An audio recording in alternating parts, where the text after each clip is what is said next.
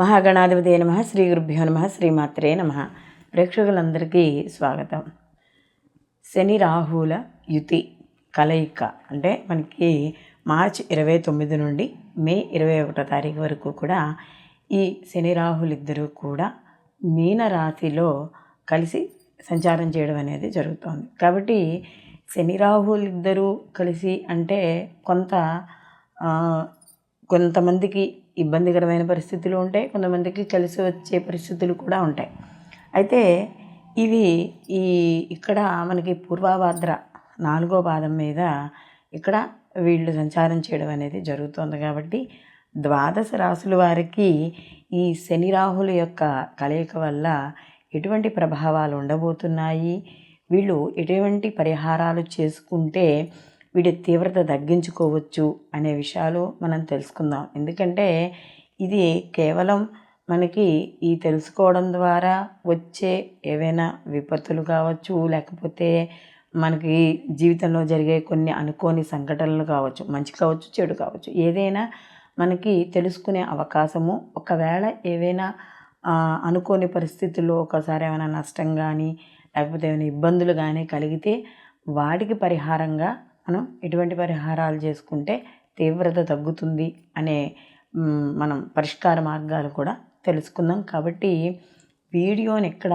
Skip చేయకుండా చివరి వరకు చూడండి. సింహరాశి వారికి కానీ చూసుకుంటే ఈ శని రాహుల యొక్క కలయిక అష్టమ స్థానంలో అనేది వీళ్ళకి జరగబోతుంది. అంటే అష్టమ స్థానము అనేటప్పటికే వీళ్ళకి సహజంగానే మనకి అష్టమ స్థానంలో పాపగ్రహాలు అనేటప్పటికీ కొద్దిగా భయంగా ఉంటుంది.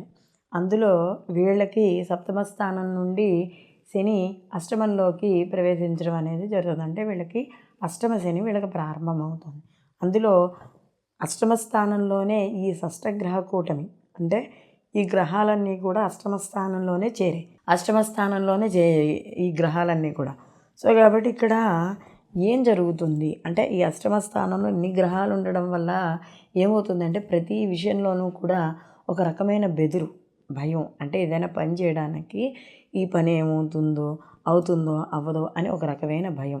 అలాగే పడుకున్నప్పుడు అనవసరమైన పిచ్చి కళలు రావడం, కళల వల్ల వచ్చే పీడ కళల వల్ల కూడా భయం.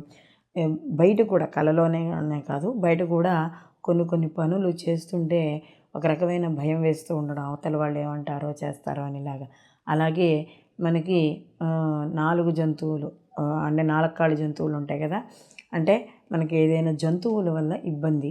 అంటే ఇప్పుడు ఏదో రోడ్డు మీద వెళ్ళిపోతూ ఉంటారు, ఏం చేయం కానీ అదేదో కుక్క వచ్చి మనని కరిచి వెళ్ళిపోతుంది ఇలా.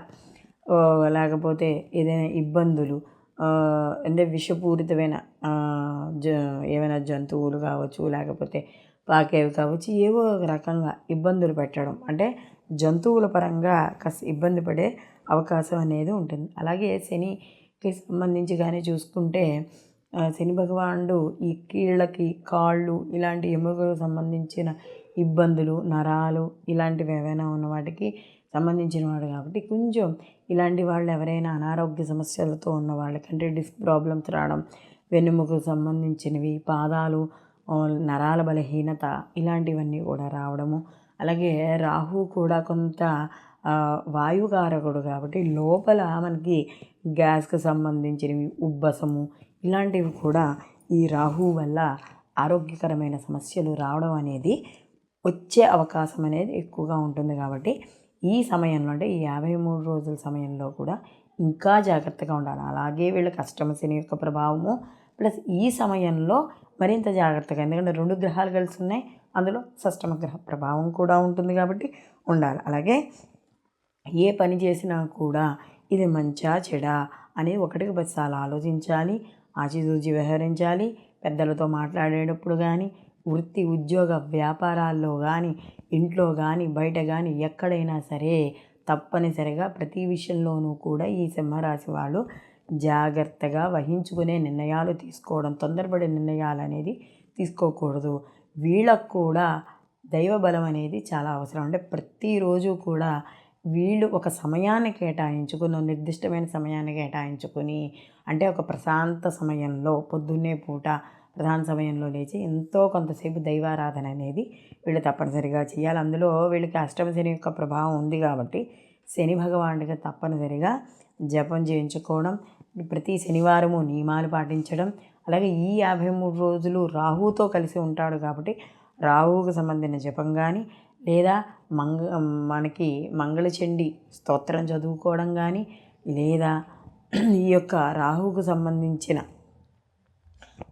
స్తోత్రాలు లేదా రాహుకు సంబంధించిన శ్లోకాలు చదువుకోవడము, నవగ్రహ ప్రదక్షిణలు ఇవన్నీ కూడా మీకు ఎక్కువ ఫలితం. అంటే ఇప్పుడు మినుములు కాస్త నానబెట్టి గోరు తినిపించడం కానీ లేదా మినుములతో చేసిన ప్రసాదం అంటే గారెలు లాంటివి ఇవేనా చేసి గుళ్ళో ప్రసాదంగా పెట్టడం, ఇలాంటివి ఏవి చేసినా కూడా ఈ 53 రోజుల్లో వచ్చే ఏవైతే వ్యతిరేక ఫలితాలు ఉన్నాయో ఆ వ్యతిరేక ఫలితాలని తగ్గించుకునే అవకాశం అనేది ఎక్కువగా ఉంటుంది.